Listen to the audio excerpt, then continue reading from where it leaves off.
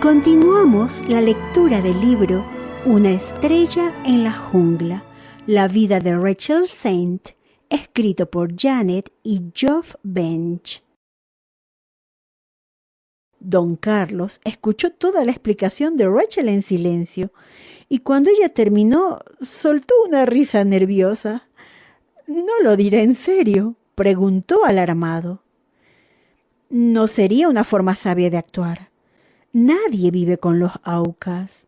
Son impredecibles y salvajes. Si lo intenta, lo más seguro es que la maten». «Tiene usted razón cuando dice que yo sé mucho sobre los aucas. He tenido mucho contacto con ellos, pero esto es todo lo que he obtenido de ellos». Tras decir eso, don Carlos se levantó la holgada camisa de algodón y les enseñó el torso. Era un laberinto de cicatrices. «He luchado cuerpo a cuerpo con los aucas», siguió diciendo, «y soy afortunado por haber sobrevivido para contarlo. En una ocasión caminé 8 días por la selva hasta llegar a un lugar seguro, tras haber sido alanceado por un guerrero auca. Así que cuando le digo que esa gente es salvaje e impredecible, hablo por experiencia propia». Don Carlos hizo una breve pausa y después continuó. «En 1914 me fui a vivir al oriente, a la selva, donde fundé la Hacienda Capricho, junto al río Curaray, con el objetivo de plantar algodón y arroz. Pero la finca estaba en territorio auca, así que la tribu se dedicó a perseguirme a mí y a mis trabajadores. Tuvimos que soportar su acoso y sus continuos ataques hasta que finalmente en 1918 su salvajismo fue demasiado. Durante una de mis estancias en Quito, los aucas atacaron la hacienda y alancearon hasta la muerte a todos mis trabajadores. En ese momento decidí que ya no podía seguir intentando cultivar allí la tierra. Así que abandoné esa hacienda y me establecí en una nueva, la Hacienda Hila, en los márgenes del río Anzu, bastante alejada del territorio auca. Allí di empleo a muchos indígenas, la mayoría de ellos de etnia quechua. También envié a grupos de trabajadores a recolectar caucho en la selva y les instruí para que fueran lo más amistosos posible con los aucas que se encontraran y que les extendieran su mano en señal de amistad». Don Carlos balanceó con pesar la cabeza. «Pero los aucas no comparten nuestro concepto de amistad. Lo único que saben es matar. Y con los años han emboscado y asesinado a muchos de mis trabajadores. Así que ya ve, cuando le digo que la idea de 2 mujeres estadounidenses viviendo entre los aucas es una locura y solo puede conducir a que las maten, hablo desde mi larga experiencia con esa tribu. Les ruego que no sigan adelante con su plan». Rachel permaneció sentada en silencio unos instantes antes de responder a las palabras de don Carlos.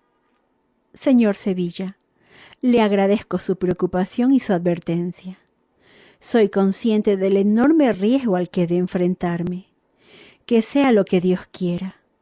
No puedo cambiar de planes a causa del peligro, ya que Dios me ha llamado con claridad y ha dispuesto todas las circunstancias para que pueda venir a Ecuador. Pero tampoco pretendo ir a la selva al encuentro de los aucas sin haberme preparado. Mi plan consiste en aprender primero todo lo que pueda sobre su idioma y su cultura. Para ello me gustaría poder contar con su ayuda. Quizá conozca usted a algún auca que haya dejado de vivir en la tribu y que esté dispuesto a enseñarme todo lo que pueda sobre el idioma auca».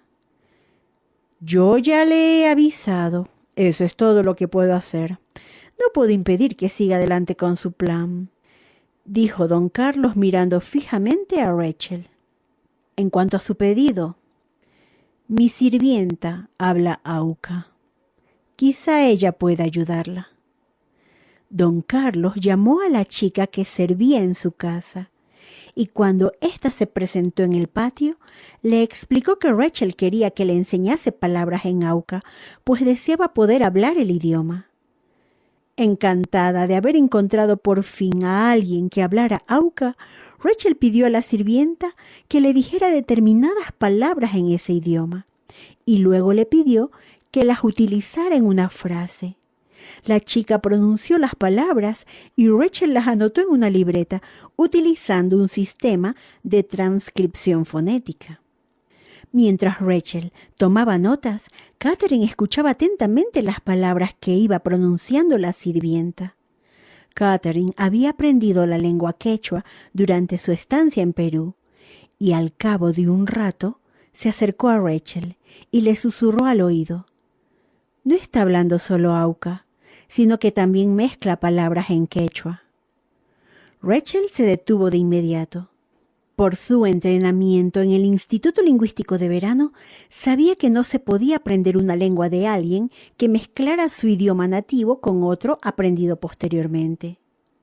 Decepcionada, se volvió hacia don Carlos y le dijo: «Desafortunadamente no podremos usar a esta chica, ya que al parecer mezcla palabras en Auca con otras en quechua». Don Carlos pareció sorprendido e impresionado. «Su observación es muy aguda. En efecto, ella es quechua. Fue capturada por los Aucas cuando era una niña pequeña y vivió entre ellos durante muchos años aprendiendo su lengua. Pero hace ya mucho tiempo que escapó. Quizá tenga usted razón. Puede que ya haya olvidado buena parte del idioma, pues no ha tenido a nadie con quien hablarlo. Sin embargo, si usted quiere aprender el idioma Auca, tengo 4 empleadas Aucas que trabajan para mí en la hacienda Hila, en el oriente. Dentro de unos días saldré para allá y pienso quedarme durante bastante tiempo. Si quieren, pueden venir conmigo y ser mis huéspedes mientras aprenden el idioma, si eso es lo que realmente desean». Rachel no sabía qué decir. Aquello era más de lo que había esperado. No 1, sino 4 hablantes del idioma Auca.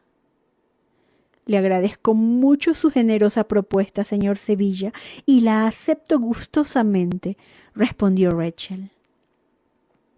Tras salir de casa de don Carlos, Rachel y Catherine se subieron a otro taxi y se dirigieron a la residencia oficial del señor presidente de Ecuador, don Velasco Ibarra.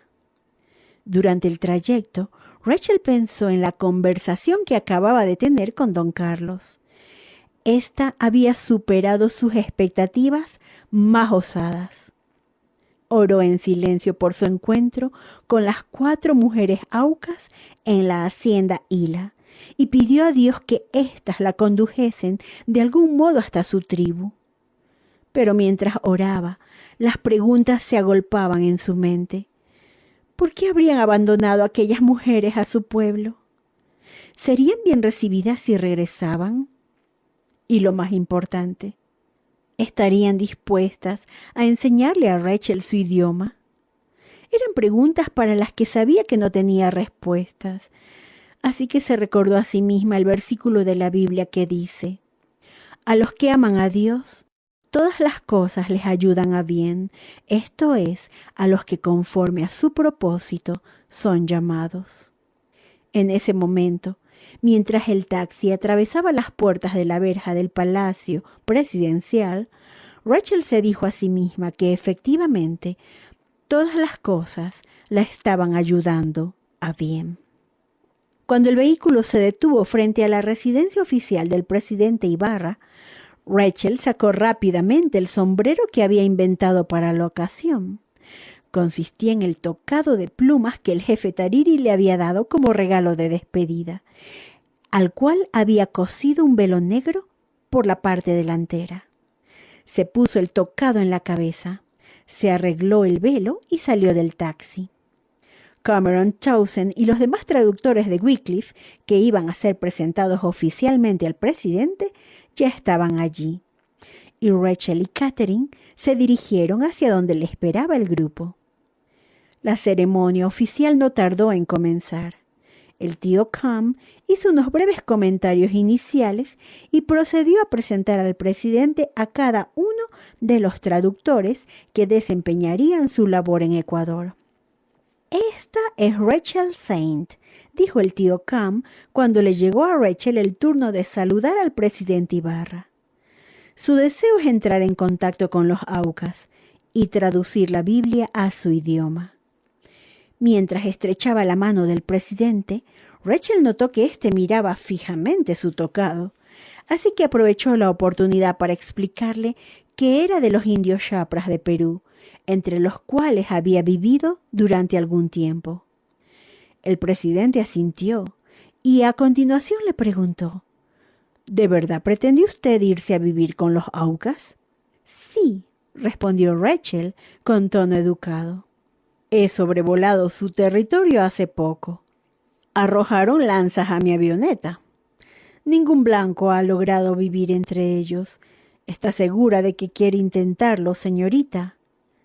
Rachel miró al presidente Ibarra fijamente a los ojos y dijo: «Sí, creo que Dios me abrirá una puerta para que pueda hacerlo». Una vez más, el presidente asintió y siguió con las presentaciones. Rachel esperaba que sus palabras no hubieran sonado desafiantes. Habían salido de su interior en cuanto abrió su boca como si estuvieran a presión. Pero por muy osada que hubiera podido parecer, tenía que admitir que eso era exactamente lo que ella pensaba. El 2 de febrero de 1955, un mes después de su 41 cumpleaños, Rachel partió con Catherine al encuentro de las mujeres Aucas que vivían en la hacienda Hila. Un hidroavión del Servicio de Aviación y Radio de la Selva, HARS por sus siglas en inglés, la División de Transporte Aéreo de los Wycliffe, traductores de la Biblia, las llevó hasta allí. Mientras el avión recorría el cielo en dirección al oriente, Rachel aprovechó para reflexionar en lo mucho que agradecía que Catherine fuera con ella. Sabía que su compañera no había sido llamada a servir entre los Aucas, sino entre los indios záparos que vivían a lo largo del río Pastaza, tanto en el lado peruano de la frontera como en Ecuador.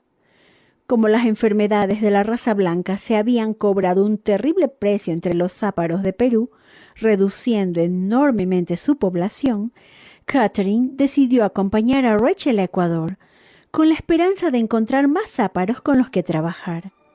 No obstante, hasta que lograra localizarlos, estaba dispuesta a ayudar a Rachel en su aprendizaje del idioma Auca.